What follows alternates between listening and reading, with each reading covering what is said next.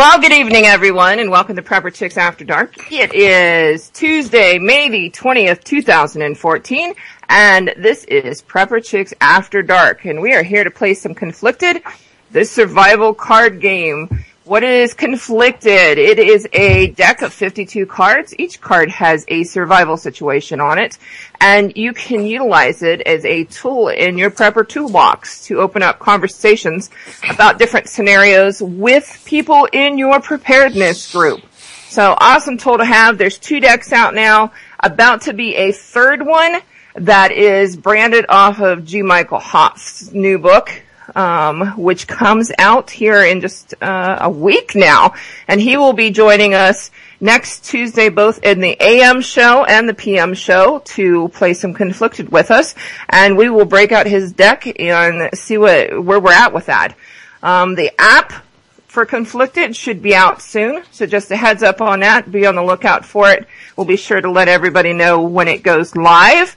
And lastly, I do believe that Angry American has a deck coming out for his books too. So some awesome things going on with Conflicted.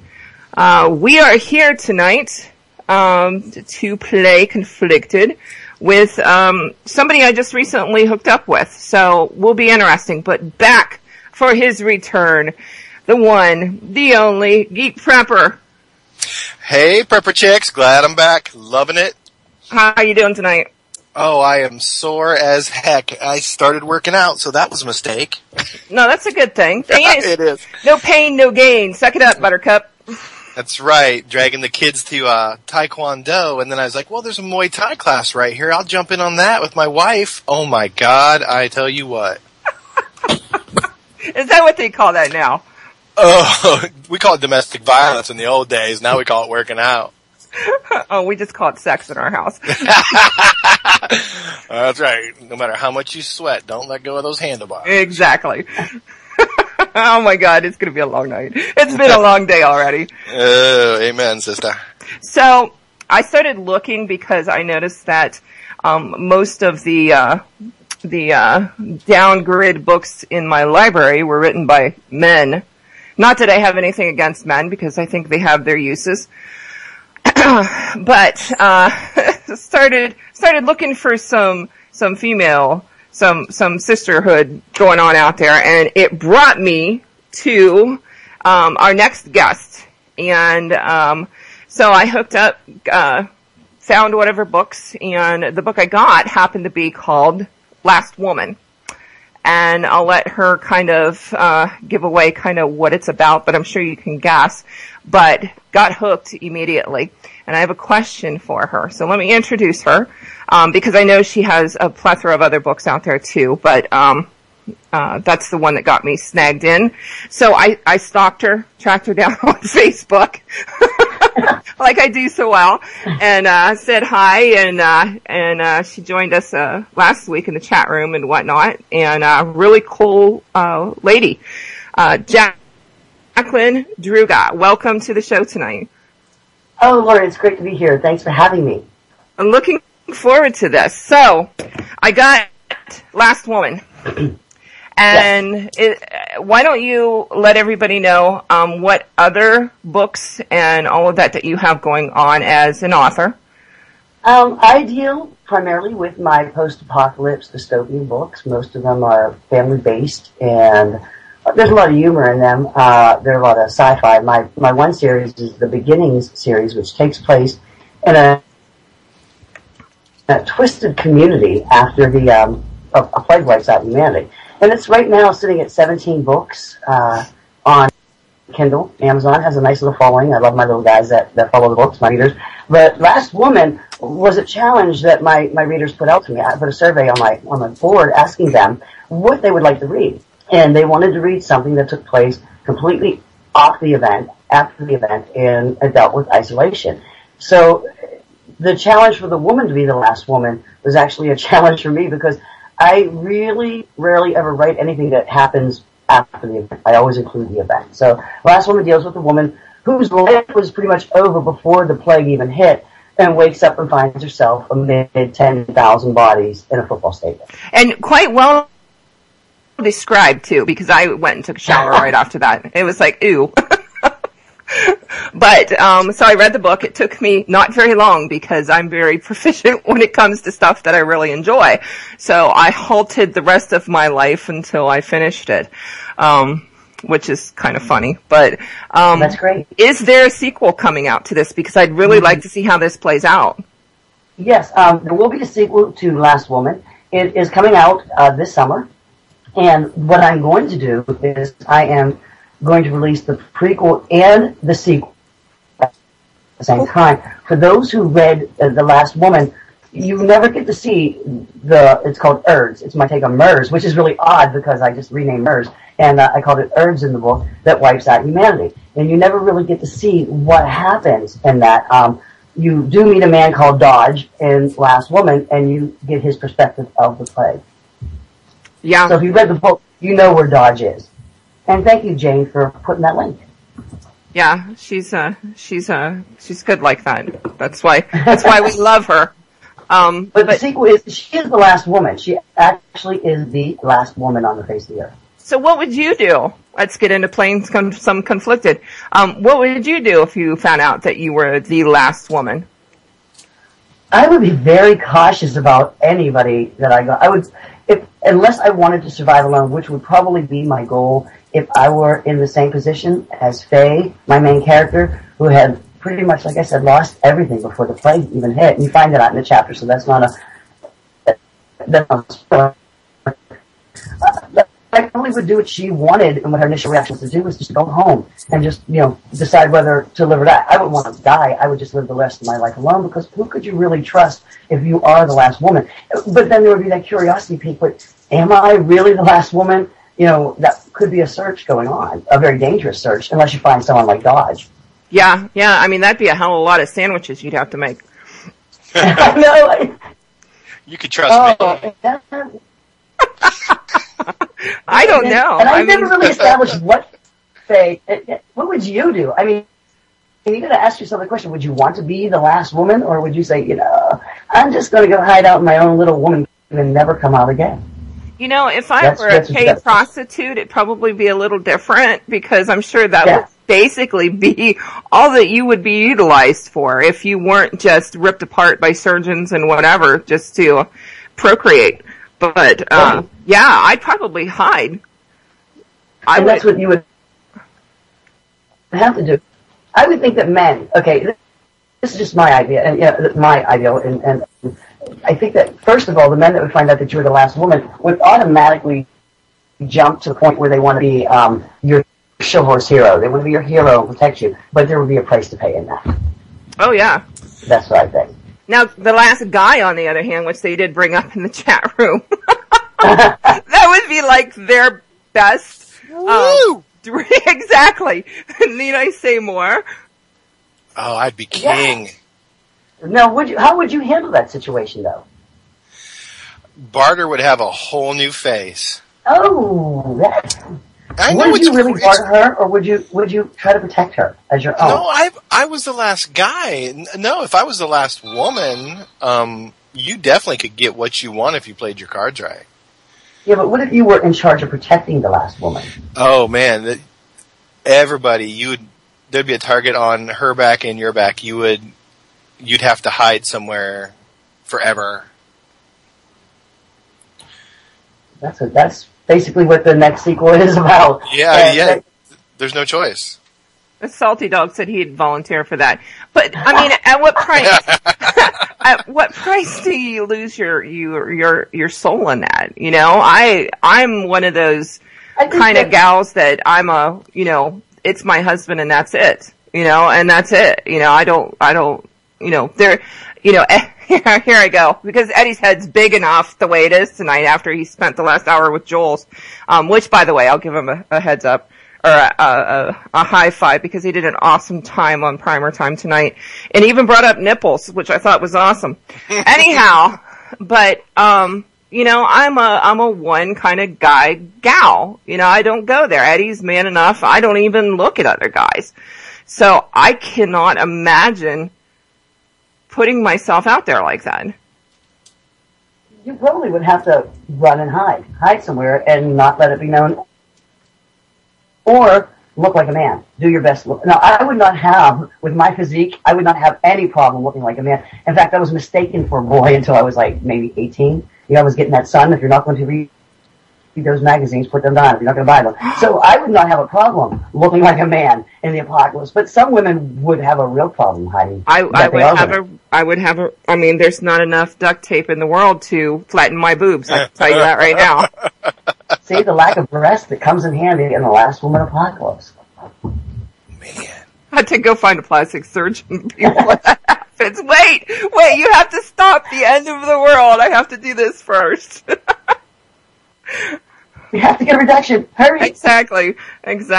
Okay, well, it brings up an interesting scenario, Oh, and we don't have to take it as far as the last woman on the planet, but what happens if in your community you end up being the last woman that's left? Now you're going to have to deal with. I honestly think it's more dangerous. I think smaller community. Yeah, I think it's more dangerous to be the last woman in the community. I think you're being more of a find than a treasure if you're the last woman on Earth. But to be the last woman in, let's say, a small community, that's dangerous.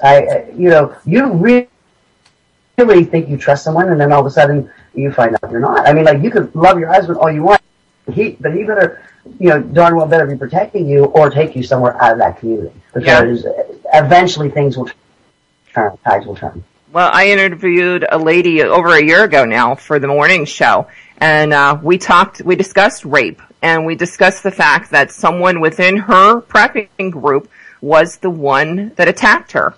And, situational awareness, she didn't see it coming, because you're supposed to be able to trust these people that you bring into your home. And it wasn't a family member or anything.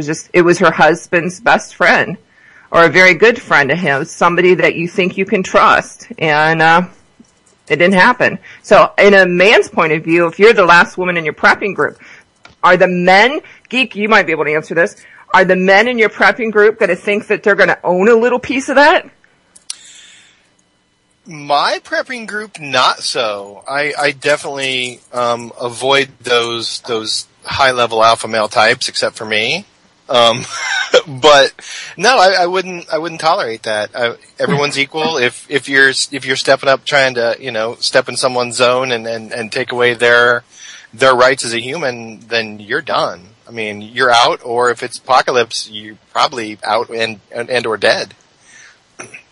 If you were in a prepping group and there was one female left, and it wasn't your wife, let's say she's passed on or whatnot, would you as a male contemplate repopulating the earth if the female was understood that that's what she needed to do?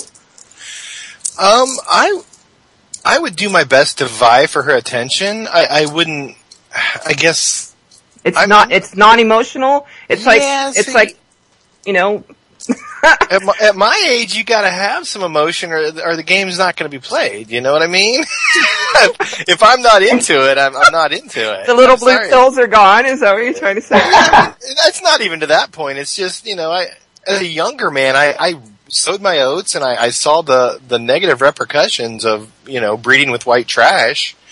And I just, unless I'm in love and it's a good quality woman, it's not going to happen. So, but we're different circumstances. We're at a down grid, only female left, only chance of civilization moving on is her uterus at that point. I mean, based on what we know, do we really want to start civilization up again? If there was that reset, I mean, maybe it's best just to go quietly into the night at that point. Yeah, you got a point. And who was going to reproduce with? And they were nothing but inbreds at that point. Three-eyed hillbilly. And what would you have as a society after that? Look, it's not like Adam and Eve had Cain and Abel, and then they went off and found the people that mysteriously appeared somewhere on the planet and repopulated. We're talking about, you could have 3 or 4 fathers, but the children would all be brothers and sisters on a really close bloodline.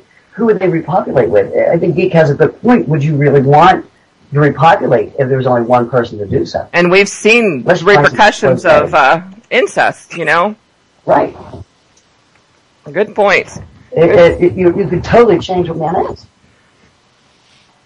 Yeah, definitely. Let's gross children. Sorry. Well, the hills have eyes. My mind is just oh, you just dated yourself there because I know that movie. Yep.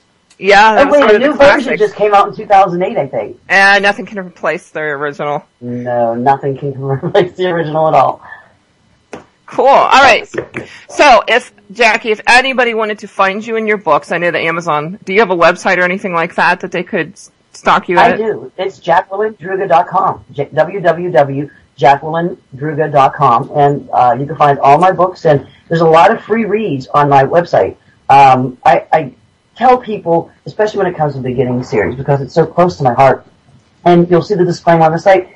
If you can't afford my work, because I know times are tough, and I know people don't have the money to go pay, even $2.99 is a lot to a lot of people.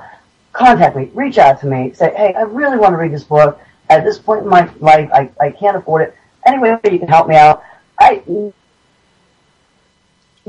My readers will tell you I'm very generous with my books, and because I want people to read my work and get to know my work before the dollar value. That takes more important precedence over everything. So please visit my website, take a look at my site. If you can't afford something, just email me. I'm open. I'm very open. I answer all emails.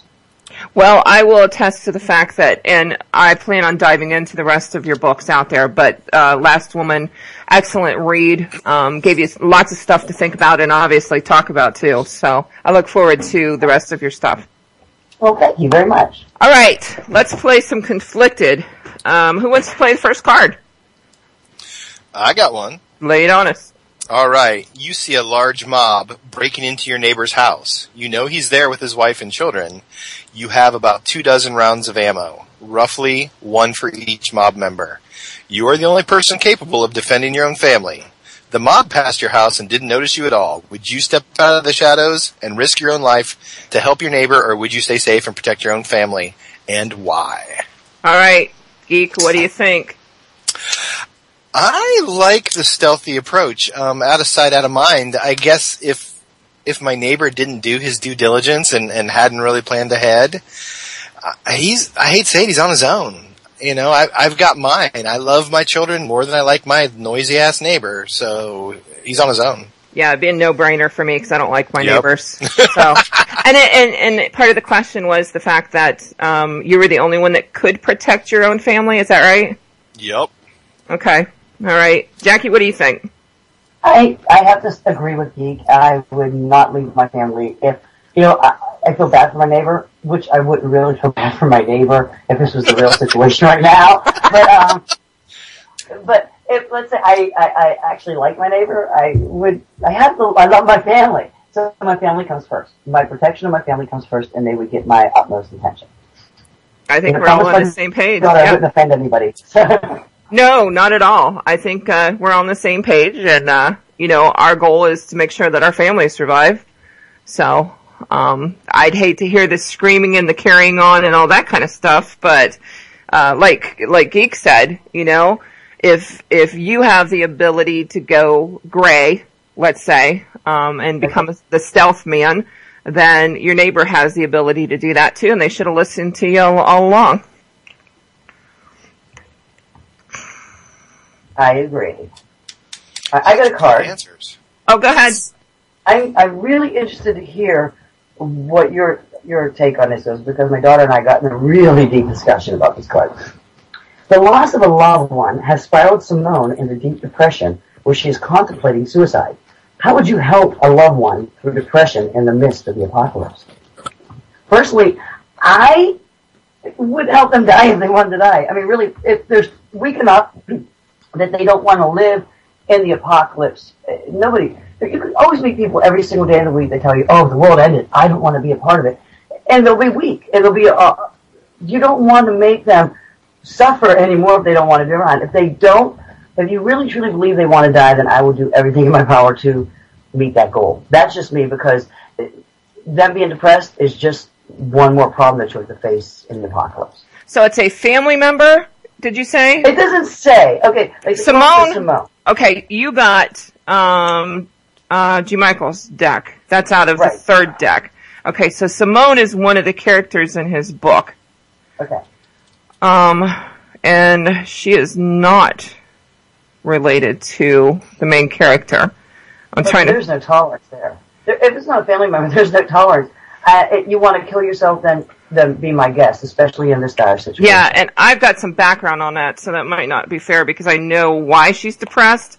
So in her circumstance, I would agree with you.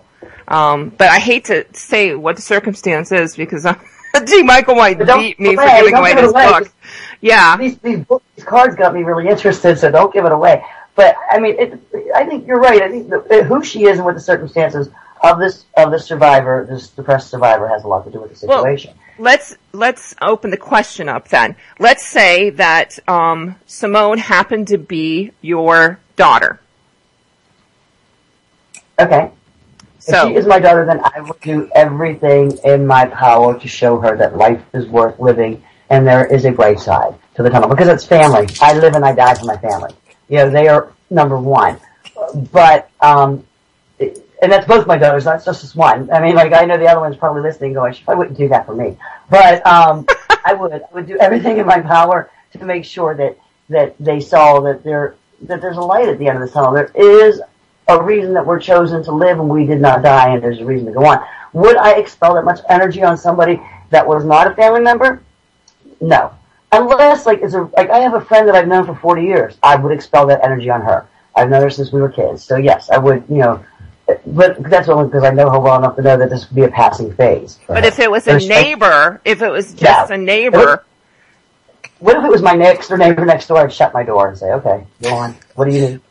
Well, Jane brings up a good point in the chat room. Anybody that's speaking out saying that they want to die, usually it's because they don't want to. Wrong or right? Well, I would say that's right. Jane's it's a silent plea for help. Yeah. It depends how much you want to help them. I mean, I want to help a family member. I want to help a really good friend. In that circumstance, to expel that energy on a stranger, I really can't honestly say that I would be as good-hearted as Jane. You know? Did you just say you were going to lose Jane? No, I said I'm looking at Jane's response on the chat room, and she always is like, "You're gonna I watched the last couple weeks. I've been looking at the chat room. I may not have jumped in, and Jane is the compassionate person out there. So I mean, I wish at times I could be as compassionate as Jane. I probably could, but not with a stranger. Not when it comes to Yeah. It's like suck it up, buttercup. Yeah, if it's going to take from my family any time or any energy, then no. If it's some people that I really do know that are neighbors of mine, my door's getting closed. Deal with it. Yeah. You got enough to deal with, I would think, in some kind of downgrade situation than worrying about somebody whining because they want to kill themselves. Right. And then there's people that are like Jane out there that will do everything in their power to help somebody out because they see that there's good in people. And there is good in people. But what can we say when we're not faced with it? We may totally take a different approach when faced with that situation. You know? Yeah. Geek, what do you think? Would you take both scenarios? One's your neighbor, the other one's your daughter. Sure. I wish you guys would have told me that was a cry for help before now. I mean, when people come to me are like, hey, I wish I was dead, I've just been killing them. That's practice. Oh, shit. Now you tell me it was a cry for help. I'm just like, I want to die. Pow. Oh, favor done. You know? So, if it was my daughter, okay, let me rephrase that. If it was one of my young daughters, I have grown daughters who are kind of shifty sometimes. I love them. Damn. No, I'm just joking. I would do my best. I would do my best, but I mean, if I can't forage because you're like, if you leave, I'm gonna kill myself. I'm like, what? We're gonna die if I'm gonna go.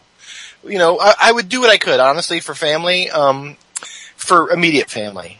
Children, parents, brother-in-law even. I would do everything I could. I would talk to them. But I've got those relatives that are like, well, if the end of the world comes, I'm gonna go be with Jesus. I'm like, you know what? If you're going to go be with Jesus, then go be with Jesus. I mean, that's good. Woo, better place. But I would talk to him. I would try to find, natural things like St. John's wort to help maybe give them a little bit of stability. Hey, drink this tea. Let's talk about this. What? Sure shit sucks, but let's figure out how to make it better. Let's keep pressing on. If it was a neighbor or, just some jerk, I they're on their own at that point. I'm going to kill myself. Okay, I got to go chop down this tree and get some firewood, so I'll see you later.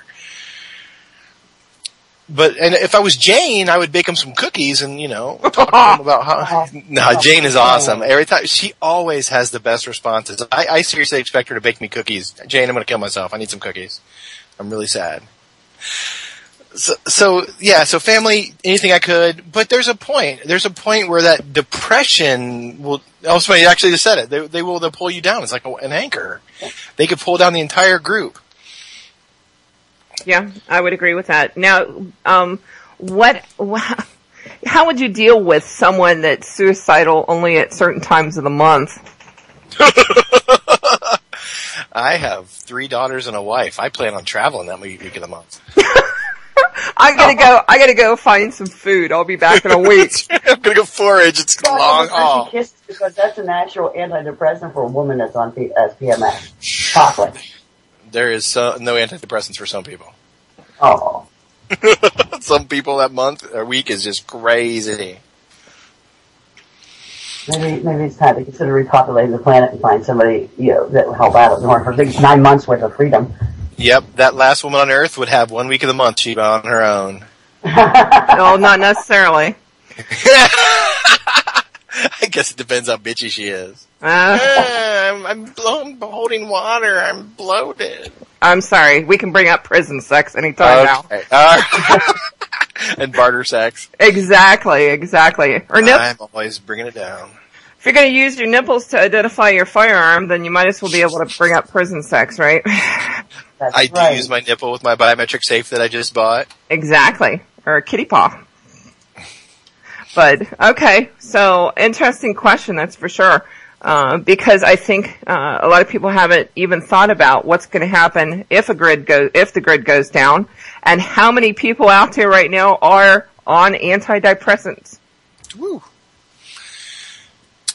I think antidepressants have become a fix-all. I don't think a lot of these people need these things. I just think they have too much free time. It's the fad for soccer moms in where I live.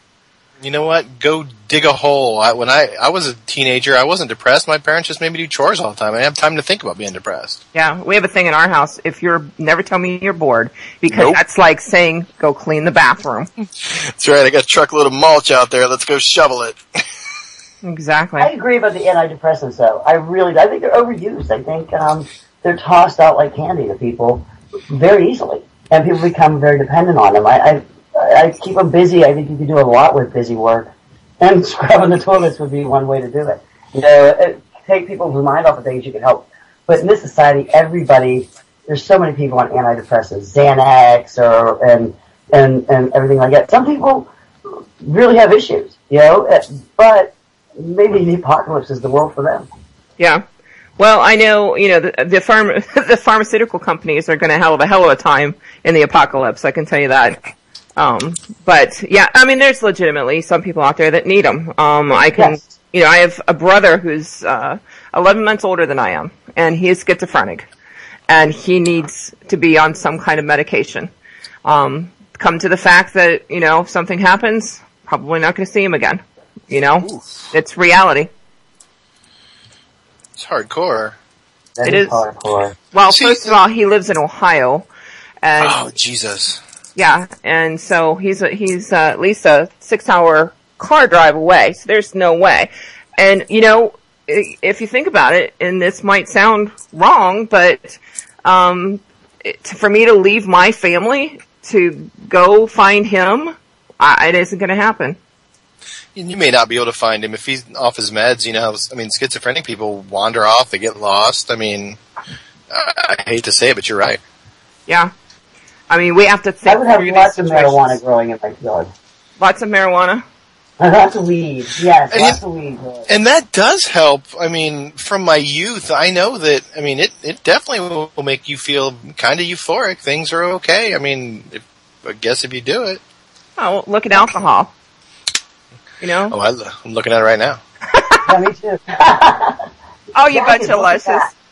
All right, let's move on to the next question. Geek, did you have one to play? I do, unless you do. I have plenty of them to play. So go ahead. Okay. Due to a deadly virus approaching your city, you and your family have decided it's time to bug out. However, your only car has been stolen. It's wintertime, and it would be suicide to bug out on foot. Your chances of finding an abandoned car are next to nothing. Since everyone else is leaving town, would you steal someone else's car and put them in your situation for your family's sake, or would you stay and risk dying from the virus? Why? Well, Jackie, what do you think? I would steal somebody else's car. Once again, I stand firm that you have to do everything you can to protect the ones that you love and those around you. If you can't find a car, then you have to do what you can to steal and hope and pray for the best. But I would do what I could to steal somebody's car and get my family out of there. Okay. Geek, what do you think? Would you steal a car? I wouldn't even bat an eye. I would steal a car. Yeah. You'd leave another family stranded? Yeah. If it's my family or their family, I'm sorry. I mean, I would do what I could for them, but if they're not willing to go, the car's mine. I hate to be that guy. I do. Can't we all put us all in an SUV and share? Well, that's what I was going to say. Could you approach a family that has a vehicle large enough to fit both everybody and say, hey, I have all these neat skills here that you don't have, and I could be and my family could be very instrumental in getting us where we need to go away from here. Would you consider? If they wouldn't consider, maybe make them consider. It's tough times, tough measures, you know what I mean? Get in the car, we're going. If you stay, you die. Come on, I'm taking you. But, I mean, have you gained the knowledge that you're going to die yourself? Have a point. Would you even need to leave if you're not even sure what's going on? Just because everybody else is leaving? The virus may be leaving. Yeah, it's true, the virus could be leaving. Right. I mean, they may be taking the virus right with them. An empty place is a safe place. Yeah, I hadn't thought of that. I was just going to panic and run with everybody else. Sorry. No, I mean, if everybody in my neighborhood bailed, I'd be like, hell, my neighborhood now, I own it. I'd get a house in the back of the lot and, follow strict light discipline and... Well, what could you do to make your family, if you chose then to stay instead of not run like everyone else, how would you protect your family if you bugged in with a virus possibly out there? Quarantine,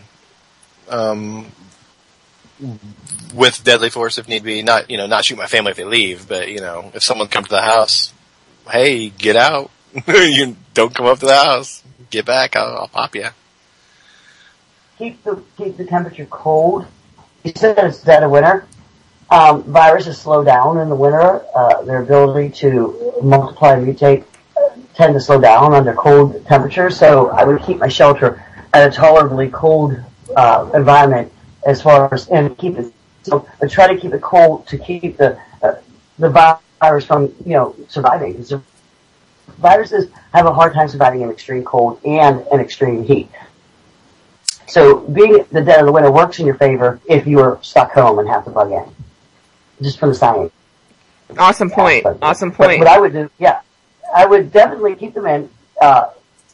Keep a visual. At that point, no one's getting in. If it's a dead of winter, no one's going to try to get into your house.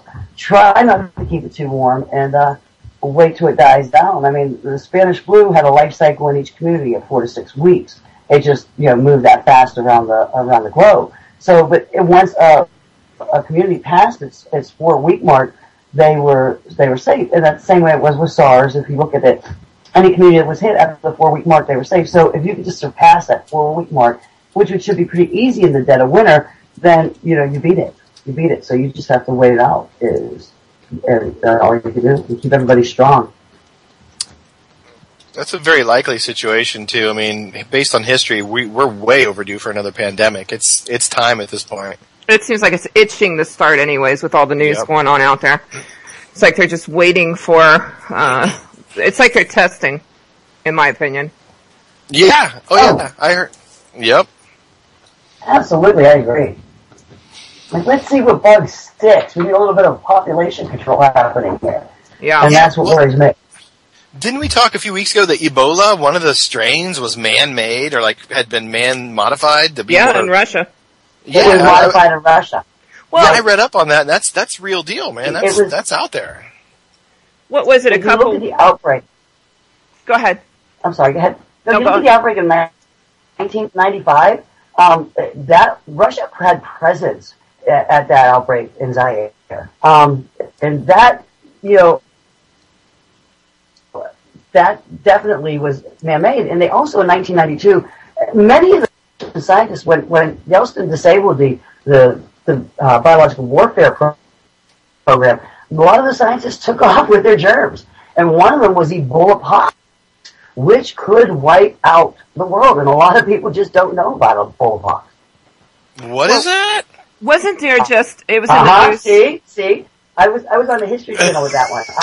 Oh my God. Ebola pox is a combination man-made virus, okay, between Ebola and smallpox. Not only does it like cause hemorrhagic fever and effects within your skin literally turns black and your blood turns black, and every orifice of your body will seep black blood. You have a 1% chance of surviving it if you get it. It is the deadliest biological weapon created. Look it up.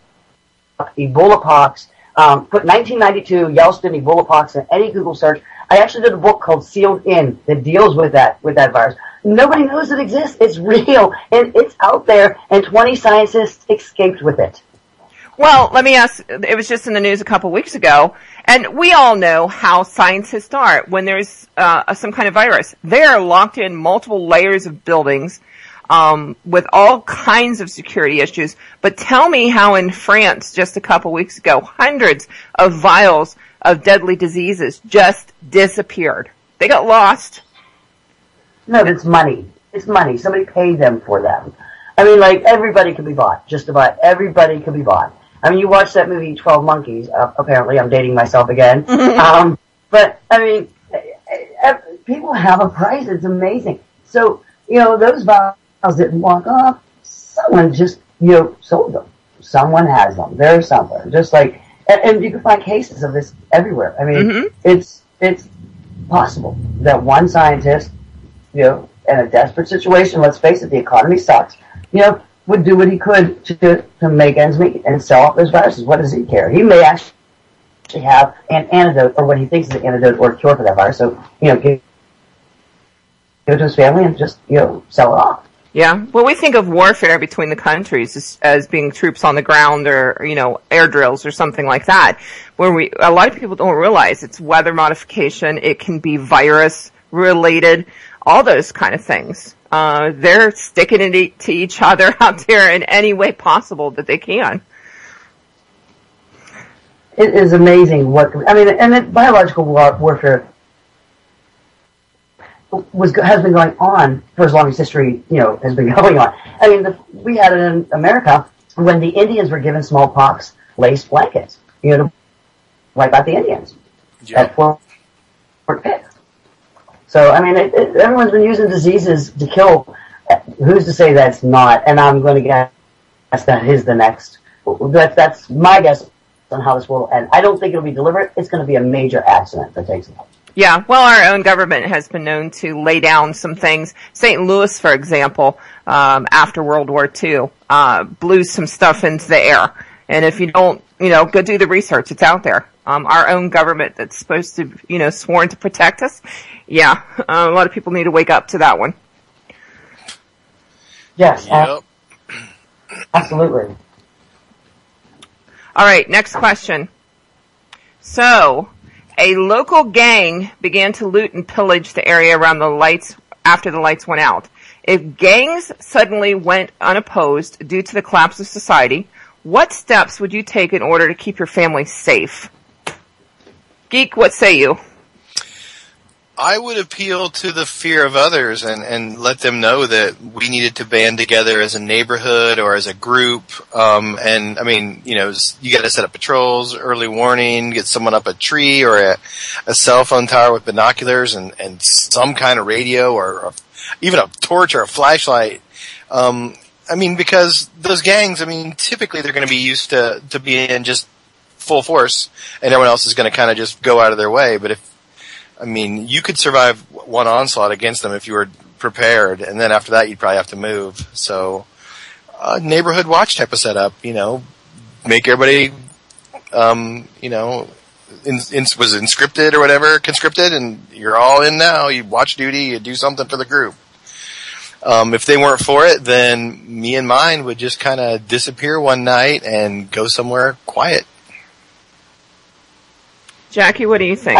I agree with Geek. I think that you need to set up your perimeters and your watch. It all depends on where you are located as well. I mean, are you isolated or are you in a pretty big community that you're a target for these gangs? If you're in a big community where you're a target for these gangs, there's no reason whatsoever you can't be on the offensive or the defensive when they arrive. I mean, just be ready for them. I think that's the whole thing. Everyone's got to be on the same page. Everyone's got to know. And the gangs are used to being unopposed. They're fear mongers. So what you got to do is you got to give it right back to them. And if that doesn't work, if you can't get the community involved to safely watch and protect each other, then it is time to move on and find a place that is safe for you and your family. Because in actuality, smaller groups can hide a lot better than bigger groups. Yeah, totally agree with that one. And it would depend on what kind of gang it is, too. I know we've seen some gang-related activities in Indianapolis here that's a little startling. But it is what it is, and it's going to depend. There are some gangs that are just, as Geek referred to them earlier, some of them are just white trash. They are. Yeah, but on the flip side of that, there are some that will show no mercy whatsoever. And those are the ones that I worry about. A lot of them have military training now. The gangs make their members join the military to get tactical skills. I mean, it's pretty scary. If you look at some of the like MS-13s and stuff like that, they are very well thought out and almost military themselves. Yeah, I think it'd be an interesting concept to see. Like, I live in a very hick community, Barton Town,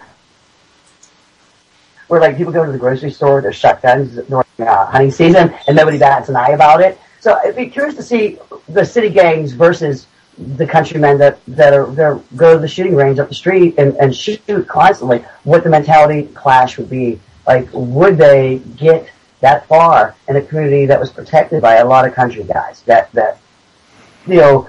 work their farms and protect their families, and the shotguns are right on. I wonder who would win in that battle. Firepower and training. I agree. The country boy mentality is exactly where I come from. Right. But did we all grow up together? Yeah, we're not trained to fire and maneuver and flank.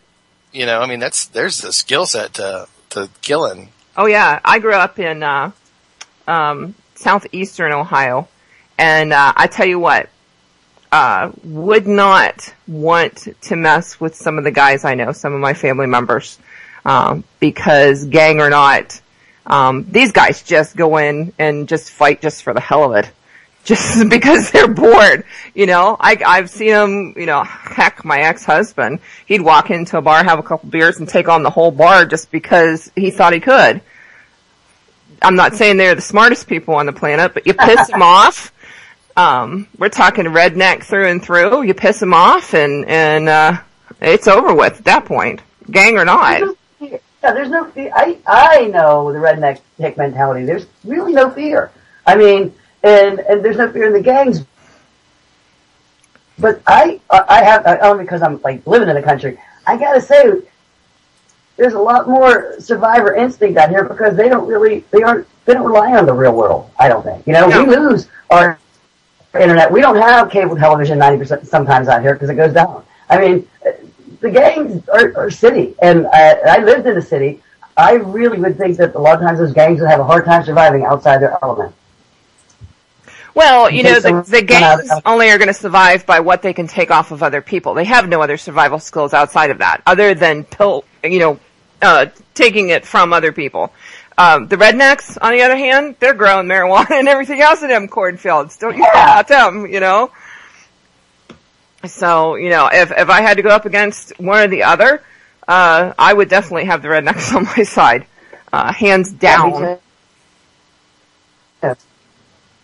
I think that if it's like a nuclear war type of thing, or a citywide, where everything falls apart, I think that you're going to see a lot more deaths in the city.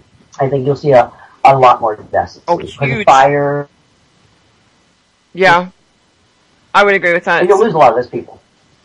Well, that's the plan. Amen. The plan is just to wait them out and see what happens, you know. Unfortunately, you know, you hate to say Exactly. that, but, you know, that you can only yell so loud to tell people to get out of the big cities. You know, they're not going to listen. It's convenience. A lot of them will not leave the cities. You know, Eddie's family is that way. They live in Manhattan, in Brooklyn.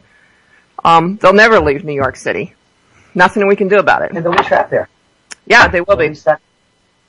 And, you know, we're not going after them. Nope, I'm staying in the country. Exactly. We got well water out here. There's things growing, lots of food. Definitely. All right. So I think we all agreed that gangs are rednecks. We're on the side of the rednecks. That's right. Heck yeah.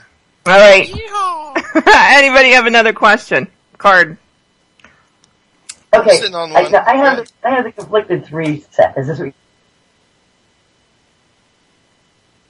Cityscape on the front. Yes. Okay, Yeah. This is the question. All right, this will be interesting. After the destruction of Washington, D.C., America needed a new capital. What city would be a good replacement for Washington, D.C., and why? I say Pittsburgh because it could be shut down. Pittsburgh? Irritated because it. Pittsburgh, Pennsylvania. Yep. You know, last time I was in Just Pittsburgh, knock out the bridges. Yep. I went to the airport, and it actually had cleaned up quite a bit since the last time I was there. I actually grew up not very far That from there. airport's so bad. Where did you grow up? Tuscarawas County, Ohio. Oh, okay. Tuscarawas. Sorry. What's so funny? I've been there. I actually installed a data line there for the Department of State in Tuscarawas a long time ago. Oh, yeah? I hung out at the courthouse. Oh, Wow. nice little community. It is. It is. Well, But- what city would you say? Ooh. So logistically, if there was, and this was after a downgrade situation, right? It doesn't say what kind though, correct? Right. So if it's a nuclear event, let's say, probably most of the East Coast is gone. Probably most of California, Chicago. If I were a foreign country, what cities would I blow up if I were going to nuke the United States? I'd probably head towards, well, we have that nice underground bunker in Colorado, in Denver. NORAD. Cheyenne, Wyoming.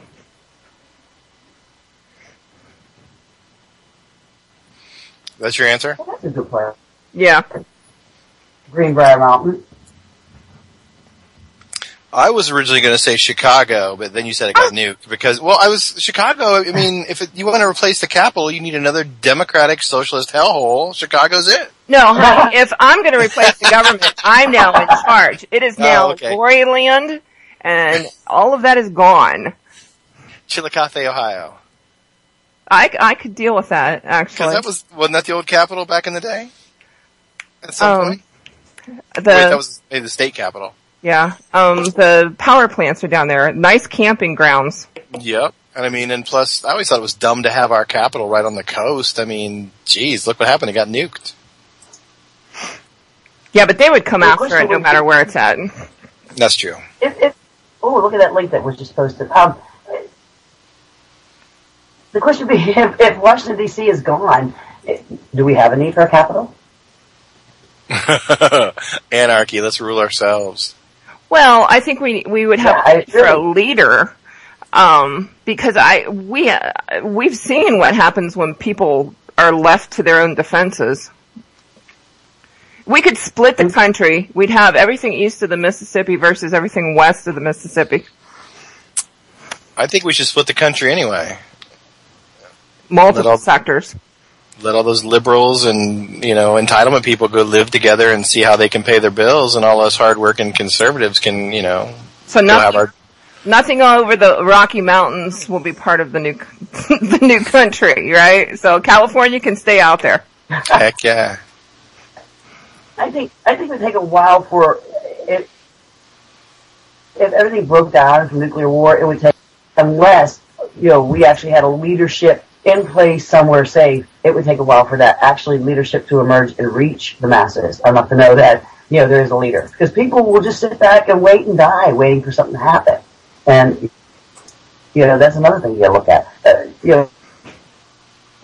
Like we're saying, we have a leadership, but I think it'd be more than anarchy. I do, for the longest time. There'd be no need for capital. I gotta save Doc. I just threw her off the planet and into the ocean. We're gonna keep Doc in our group. She stays with us. And anybody she chooses to, because I trust her judgment on that. There's some great conversation going on in your chat room, just so you know. They are excellent in there. They do a great job. Very smart people. But, if you could move the capital anywhere, what about on the other side of, like, down around Chattanooga, Tennessee? Graceland. Graceland. Yeah, you get some tourist money. I don't know about Memphis. You go to Memphis, you're dealing with New Madrid, and you still want something to be stable there. The White House could be in Elvis's house. That would be funny. Graceland, the new capital of the world, the new capital of the United States. I'm all shook up. The bedroom would be the Velvet Room. That's right. The Velvet Oval Office. With shag carpet and I'm looking at this map that somebody posted. Yeah, that would not be a bad area. Where? Texas. Texas? Northern Texas. Yeah, I'm looking. Northern Texas would be good. Anywhere. Actually, Texas. Anywhere. West Texas as well. It looks like it's a safe zone. That would be a good area too. I think anywhere too where you would have near farmland, because this is just my opinion. Okay, if there'd be all out nuclear war, so much food is produced in the United States, they'd be a fool to cut off the hand that feeds them. So that would be where your biological warfare would take place, is in the center of the United States or in the heartland. So, even though, we have a lot of missile silos there, that's why we place them there, because we grow our food there. But I think, after the disease had run its course, anywhere in the Midwest would be good, as long as, because then you're surrounded by what your biggest, asset is, which is food at that point. Yeah, but what about the fact that if it's a downgrade situation, other countries are going to come in and attack us anyway? So I'm not sure how much of Texas, quite honestly. I know they're gun-loving and all of that kind of people, but I'm not sure how well they would actually stand up to Mexico or any of the foreign troops that are supposedly down there, how well they would stand up to all of that. I would question... Most of your attack is going to come through the Gulf. Because if your East Coast is gone, and your West Coast is gone, and you've collapsed to a nuclear war, because then obviously we're not the only country hit. We did release our base. They're going to come up through the Gulf. That's going to be where they're going to invade this country. So you've got to put everything down south, because they're not going to come through nuclear wasteland. They're going to come up where it's least hit. Yeah, I don't think they're coming down through Canada. No. They'd freeze before they got here. Yeah, which might not be a bad thing. They got to get through Alaska first, which isn't going to happen. And Jane said Texas is already kind of occupied. Yeah, feel for you there. But if anything, Texas will become its own little country and secede from the nation anyways. So, awesome. Well, we are down to the last 4 minutes or so. So let's, you guys reintroduce yourselves. Where can people get in touch with you? And then what you have going on, anything in the very near future. So Jackie, where can we find you? What are you up to? That kind of stuff. I am always writing. You can find me on Facebook. I'm under Jackie Druga on Facebook, or my website, JacquelineDruga.com. I've got I write mainly apocalypse and post-apocalypse novels. Please reach out to me if there's something you want to read, or if there's something that you haven't read yet and you're like, hey, could you do this type of novel? I'll be happy to hear from you. Yeah, can't endorse you that enough for your writing abilities, and look forward to Thank reading more of your you stuff. so much for that, Lori. Sealed In sounds amazing. And you said it's written about virus? Sealed In deals with Ebola. Ebola. Yeah, it's about Ebola pox, about that biological weapon and how there was an accidental release of the biological weapon and how it takes down America. Awesome. I'm going to add that to my list, and after I get done with G. Michael, I'm going to dive into that one. Sounds really awesome. Geek, what do you got going on? I'm over at geekprepper.org, all one word, Geek Prepper.